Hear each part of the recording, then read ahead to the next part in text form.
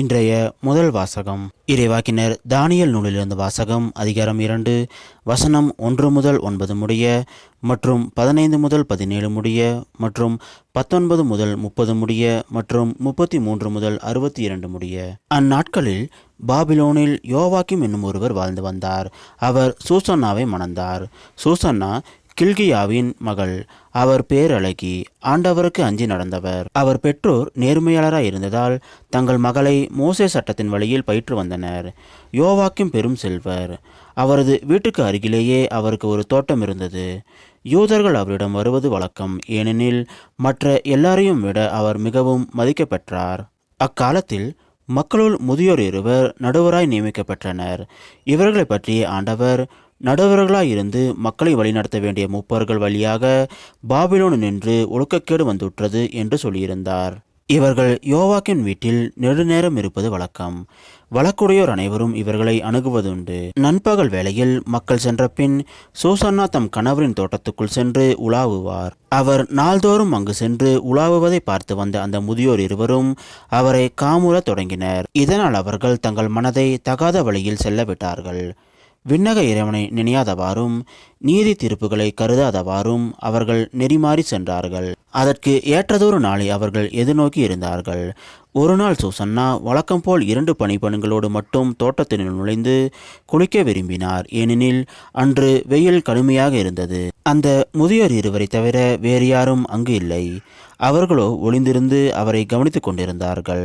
சூசன்னா பணிப்பெண்களிடம், நான் குளிக்க எண்ணெயும் நறுமண பொருட்களும் கொண்டு வாருங்கள், பிறகு தோட்டத்தின் வாயில்களை மூடிவிடுங்கள் என்று சொன்னார். பணிப்பெண்கள் வெளியேறியதும் முதியோர் இருவரும் எழுந்து அவரிடம் ஓடி சென்றனர். அவரை நோக்கி, இதோ தோட்டத்தின் வாயில்கள் மூடப்பட்டுள்ளன, யாரும் நம்மை பார்க்க முடியாது. நாங்கள் உன்மேல் வேட்கை கொண்டுள்ளோம். எனவே நீ எங்களுக்கு இணங்கி எங்களோடு படு. இல்லாவிடில் ஓர் இளைஞன் உன்னோடு இருந்தான் என்றும் அதற்காகவே நீ பணிப்பெண்களை வெளியே அனுப்பிவிட்டாய் என்றும் உனக்கு எதிராக நாங்கள் சான்று கூறுவோம் என்றார்கள். சூசன்னா பெருமூச்சு விட்டு, நான் பெரும் சிக்கலில் மாட்டிக்கொண்டேன். நான் உங்களுக்கு இணங்கினால் எனக்கு கிடைப்பது சாவு, இணங்காவிட்டால் நான் உங்களிடமிருந்து தப்ப முடியாது. ஆனால் ஆண்டவர் முன்னிலையில் பாவம் செய்வதை விட அதை செய்யாமல் உங்களிடம் மாட்டிக்கொள்வதே மேல் என்றார். பின் சூசன்னா உரத்த குரலில் கத்தினார். உடனே முதியோர் இருவரும் அவருக்கு எதிராக கூச்சலிட்டனர். அவர்களுள் ஒருவர் ஓடிப்போய் தோட்டத்து கதவுகளை திறந்தார். தோட்டத்தில் கூச்சல் கேட்டதும் சூசன்னாவுக்கு என்ன நிகழ்ந்ததோ என்று அறிய அவர் வீட்டில் இருந்தோர் ஓரக்கதவு வழியே ஓடி வந்தனர். ஆனால் முதியோர் தங்கள் கட்டுக்கதைகளை சொன்னபொழுது பணியாளர் பெரிதும் நாணமடைந்தனர். ஏனெனில் சூசன்னாவை பற்றி இது போன்ற எதையும் அவர்கள் இதற்கு முன் கேள்விப்பட்டதில்லை.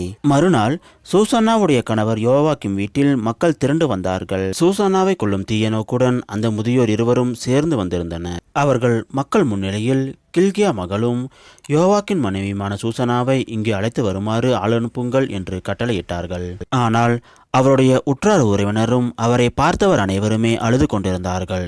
முதியோர் இருவரும் மக்கள் நடுவே எழுந்து நின்று சூசன்னா தலை மீது தங்கள் கைகளை வைத்தனர். அவரோ அழுது கொண்டே விண்ணக இறைவனை நோக்கினார், ஏனெனில் அவர் உள்ளம் ஆண்டவரை நம்பியிருந்தது. அப்பொழுது முதியோர் பின்வருமாறு கூறினர், நாங்கள் தோட்டத்தில் தனியாக உலவிக் கொண்டிருந்த போது இவள் 2 பணிப்பெண்களோடு உள்ளே வந்தாள். தோட்டத்து வாயில்களை மூடிய பின் பணிப்பெண்களை வெளியே அனுப்பிவிட்டாள். பின்னர் அங்கே ஒளிந்து கொண்டிருந்த ஒரு இளைஞன் இவளிடம் வந்து இவளோடு படுத்தான். நாங்களோ தோட்டத்தின் ஒரு மூலையில் இருந்தோம். இந்த நெறிக்கட்ட செயலை கண்டதும் அவளிடம் ஓடி சென்றோம். அவர்கள் சேர்ந்திருந்ததை பார்த்தோம். ஆனால் அந்த இளைஞனை எங்களால் பிடிக்க முடியவில்லை, ஏனெனில் அவன் எங்களை விட வலிமை மிக்கவன். எனவே அவன் கதவை திறந்து வெளியே ஓடிவிட்டான். நாங்கள் இவளை பிடித்து அந்த இளைஞன் யார் என்று கேட்டோம். இவளோ எங்களுக்கு மறுமொழி கூற மறுத்துவிட்டாள். இவற்றிற்கு நாங்களே சாட்சி.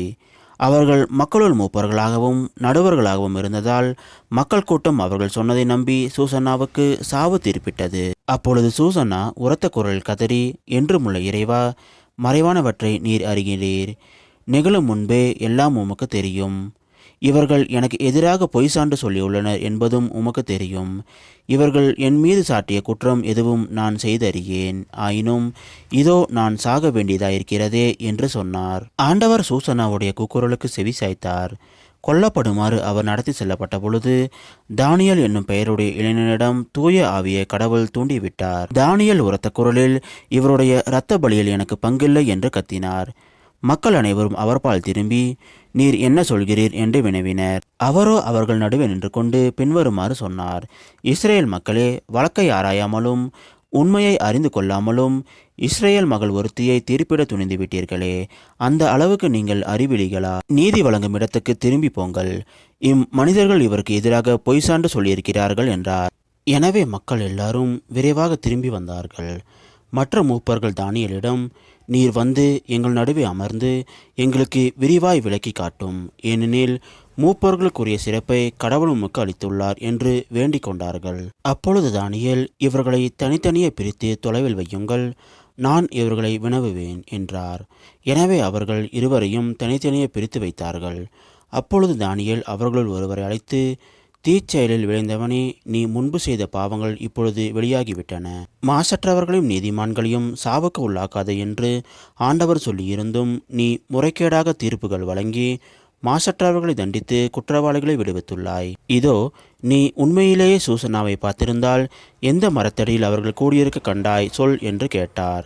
அதற்கு அவர், விழாமடுத்தடியில் என்றார். அதற்கு தானியேல், நீ நன்றாக போய் சொல்கிறாய், அது உன் தலைமேலேயே விழும், ஏனெனில் கடவுளின் தூதர் ஏற்கனவே இறைவனிடமிருந்து தீர்ப்பு பெற்றுவிட்டார். அவர் உன்னை இரண்டாக வெட்டி பிளப்பார் என்றார். பின்பு அவரை அனுப்பிவிட்டு மற்றவரை தம்மிடம் அழைத்து வருமாறு பணிந்தார். அவரை நோக்கி, நீ யூதாவுக்கல்ல, கானானுக்கு பிறந்தவன். அழகு உன்னை மயக்கிவிட்டது, காமம் உன்னை நெறித்தவர செய்துவிட்டது. நீங்கள் இருவரும் இஸ்ரேல் மகளிரை இவ்வாறு நடத்தி வந்திருக்கிறீர்கள். அவர்களும் அச்சத்தால் உங்களுக்கு இணங்கி வந்திருக்கிறார்கள். ஆனால் யூதாவின் மகளாகி இவரால் உங்கள் தீச்செயலை பொறுத்து கொள்ள முடியவில்லை. இதோ, எந்த மரத்தடியில் சேர்ந்திருக்கும் பொழுது நீ இவர்களை பிடித்தாய் சொல் என்றார். அவரோ, கருவாலி மரத்தடியில் என்றார். தானியேல் அவரிடம், நீயும் நன்றாக போய் சொல்கிறாய், அது உன் தலைமேலேயே விழும், ஏனெனில் உன்னை இருகூறாக வெட்டவும் இவ்வாறு உங்கள் இருவரையும் அரித்தொழிக்கவும் கடவுளின் தூதர் வாளுடன் காத்து கொண்டிருக்கிறார் என்றார். உடனே மக்கள் கூட்டம் முழுவதும் உரத்த குரல் எழுப்பி தம்மில் நம்பிக்கை வைப்போருக்கு மீட்பு அளிக்கும் கடவுளை போற்றியது. அவர்கள் அந்த முதியோர் இருவருக்கும் எதிராக எழுந்தார்கள், ஏனெனில் அவர்கள் பொய் சான்று சொன்னதை அவர்கள் வாய்மொழியாகவே தானியேல் மெய்ப்பித்திருந்தார். முதியோர் பிறருக்கு செய்யவிருந்த தீங்கை அவர்களுக்கே மக்கள் செய்தார்கள். மோசே சட்டப்படி அவர்களை கொன்றார்கள்.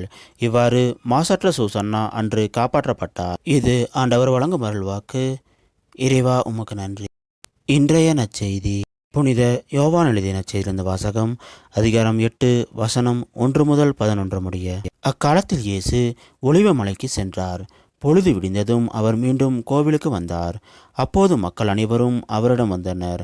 அவரும் அங்கு அமர்ந்து அவர்களுக்கு கற்பித்தார். மறைநூல் அறிஞரும் பரிசேயரும் விபச்சாரத்தில் பிடிப்பட்ட ஒரு பெண்ணை கூட்டிக் கொண்டு வந்து நடுவில் நிறுத்தி, போதகரே, இப்பெண் விபச்சாரத்தில் கையும் மெய்யுமாக பிடிப்பட்டவள். இப்படிப்பட்டவர்களை கல்லால் எறிந்து கொள்ள வேண்டும் என்பது மோசே நமக்கு கொடுத்த திருச்சட்டத்தில் உள்ள கட்டளை.